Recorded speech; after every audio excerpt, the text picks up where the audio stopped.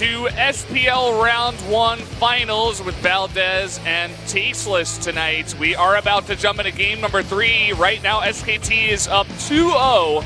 We have yet to see who Jin Air is going to choose for their next player to come out and try to test Myungshik, who is on a roll tonight, already getting 2 kills against both Cure and Rogue.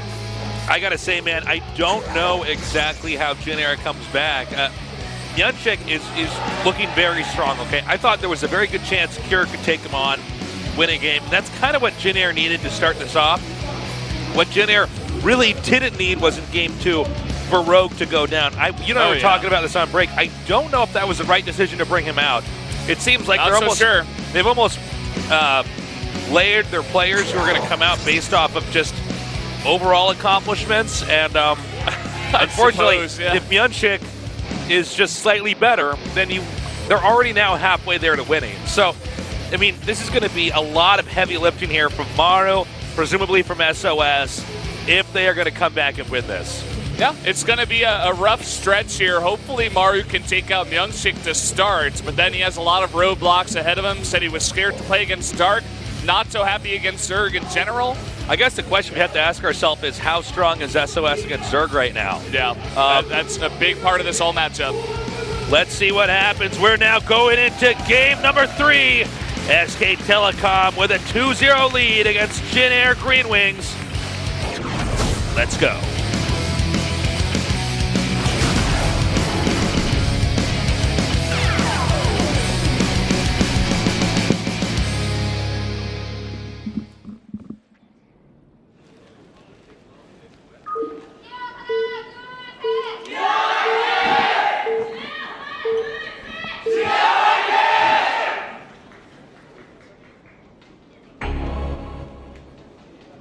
In the upper right, in the orange, already winning 2 games so far, he is Myungshik. In the bottom left, the weight of his team on his shoulders, Maru. A lot of pressure here. Yeah, and Maru definitely heavily favored in this one up against Myungshik. I mean, he has historically just bopped Protoss after Protoss. Myungshik coming out here, I think he's like -8 right now against Mara. Some stat I read. I've never heard it worded like that he's -8. Well, yeah, I mean, like he's lost 8 more games, and or something like that. You know? Yeah. The point is he's way behind in terms of his overall record against Maru, and Maru is like, I think his versus Protoss is his best matchup, even right now. He's a Protoss killer. He's also a Terran killer as well, but I think right now especially he's just very dangerous to most Protoss players out there. This guy has the ability to hold off all sorts of harass. He's very solid in the late game, got a lot of good pushing. He's also able to split his attention and force the opposing player to juggle in a way that I think we really never saw Gumiho do as effectively. Yeah. He's just able to hit so many different places at once.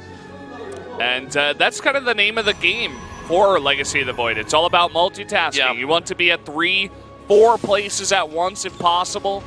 Obviously, you don't want to split your army too thin, but if you can be harassing 3 different places effectively, then obviously you're going to be getting ahead of your opponent. And especially on a map like this, Orbital Shipyard, you have that backdoor base, very open to harassment if your opponent is not ready for it. Even if he is ready for it, 1 turret sometimes isn't enough. We could see some Warp Prison play definitely out of Myungshik, something I would expect, especially out of a guy like Myungshik. Yeah, whoa. Looks like we have a Baneling toy and a probe. Stuffed probe. Tell you something, man. I'm scared of the stuffed probe, man. I don't want that sleeping in my bed at night, man. I might get cannon rushed in my sleep, man. Oh yeah. I look under the bed and there's 3 cannons warping in. I'm like, oh no. That's the big question. Why would you bring that into your house in the first place? That's right. Probes are dangerous. Any Terran or Zerg, even Protoss player would say that. That's true, man. The probe is a scary unit, man. So, as this game goes forward, let's see if Myungshik decides to do any kind of, heavy harass here, or if he's going to play a more passive game. Because sometimes when you open up with these harass builds, and Terran is completely ready for it, and I mean, if there was a Terran who was going to be ready for it, it would be Maru.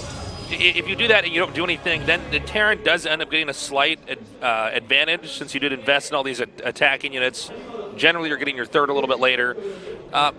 Maybe Myunchik wants to just try to get an expansion up and play the passive game. You also got to keep in mind, Myunchik kind of already did his job so far. Oh, yeah. If SKT is truly the best team, Myunchik already did more than his share to come out on top here. Definitely agree with you. I think he only really needed to get one win because they had other answers for Rogue, for Maru, for SOS. And Myunchik, I mean, he's done his job. He's got two more than they need out of him, as you were saying. And if he could get another kill here, oh my god! I mean, that's just it. It's like, okay, this is the Myunchik, so like, thanks for taking all the spotlight. That's when we officially change the day, March 26th, to Myunchik Appreciation Day, the day that the great Myunchik actually took out an entire team of Jin Air Green Wings players. But yeah, I mean, if he wins here, it's like, oh my god, are you kidding me? SKT is so much better than every other team. Because Myunchik is, I mean, he's really good, right? But he's like not the star SKT player, you know? Yeah, definitely true. Now, we do have Myunchik going for this third Nexus relatively safely. It's not like super rushed out here. He goes for both Blink and a Robotics here for Observers first. And then he goes for that third. Very easy to defend on this map. Yep. Orbital Shipyard, a very defensive map on 3 bases. Protoss is usually pretty happy to play on this map in general. So we have that Nexus coming down here now. It looks like we're gearing up for a long late game, Valdez, as both these guys clearly very confident in their mechanical ability to bring this one home. I'm really curious to see how well Myunchik can play against Maru in the late game, you know?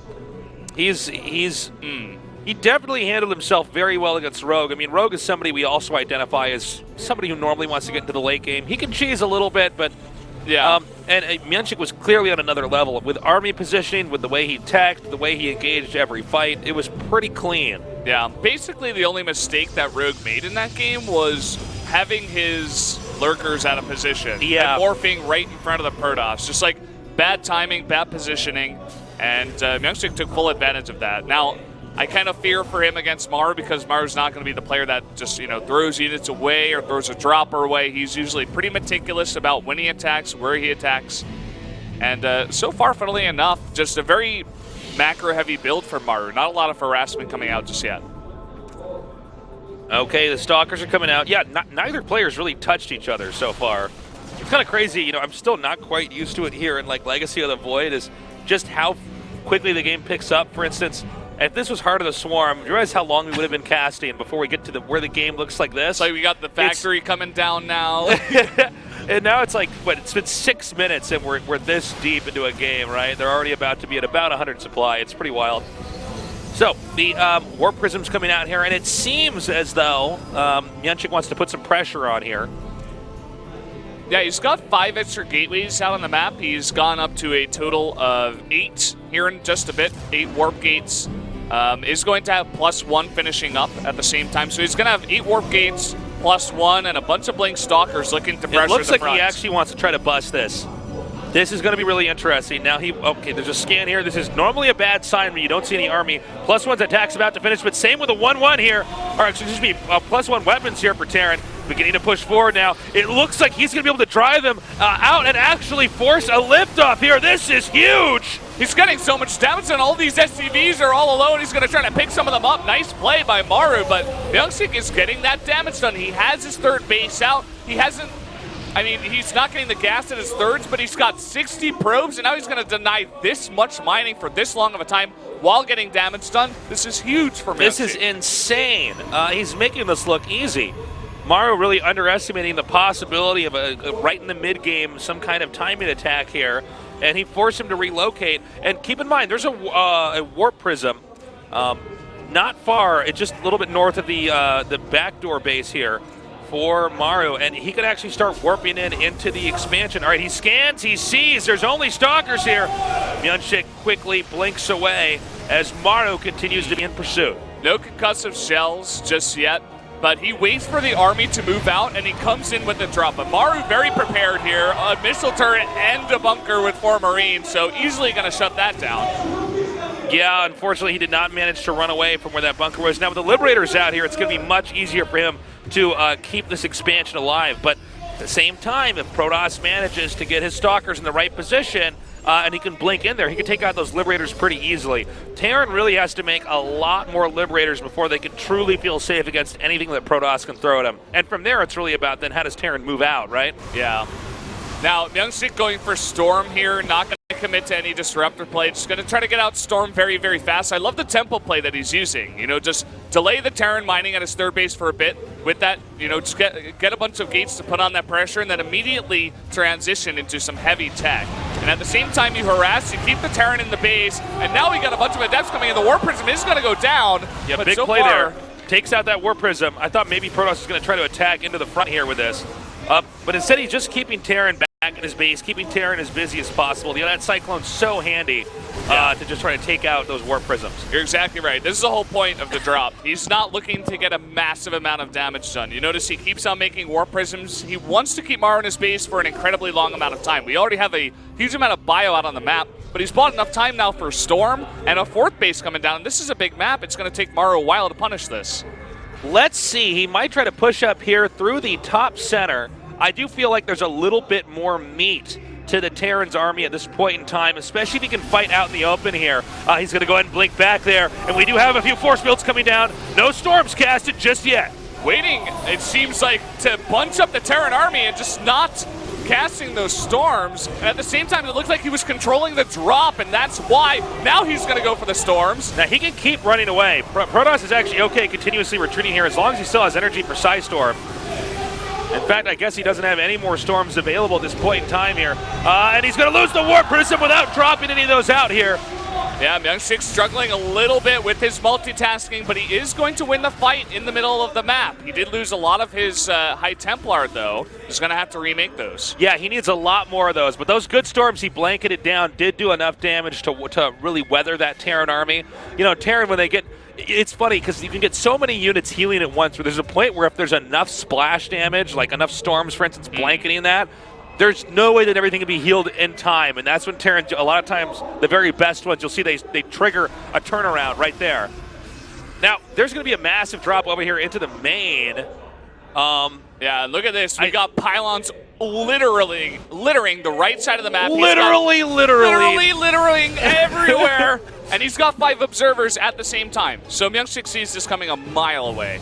Now, let's see if Maro can get in or maybe even just get out with this, because with the Stalkers out here, if he gets in right under those medevacs, he could gun them down very easily. Oh, nice storms here. Dropping down there. That's forcing those Marauders to back up. But, you know, when you have this many Marauders, it's a lot scarier than if it's just Marines. Fighting at 2 places now. Maro getting a nice concave, but the Guardian Shield and all those upgraded Adepts doing a nice number there. Just not enough bio. At the same time, Maro not able to push in towards the third base with that small group of Marauders. I do want to point out, we're at the phase of the game. This is normally where Maro is his strongest, but so far, actually, Myungsik's done a really good job of holding this off pretty much everywhere. This might be the turning point, though. He's dropping a lot of his Marauders down here. Meanwhile, a huge attack down here. So many Adepts underneath the Liberation Zone, but the Stalkers blink forward and gun him down. The Widowmine's getting a huge shot there, and all these medevacs are keeping his bio alive. It looks like Maro is going to win that fight and drop the main at the same time.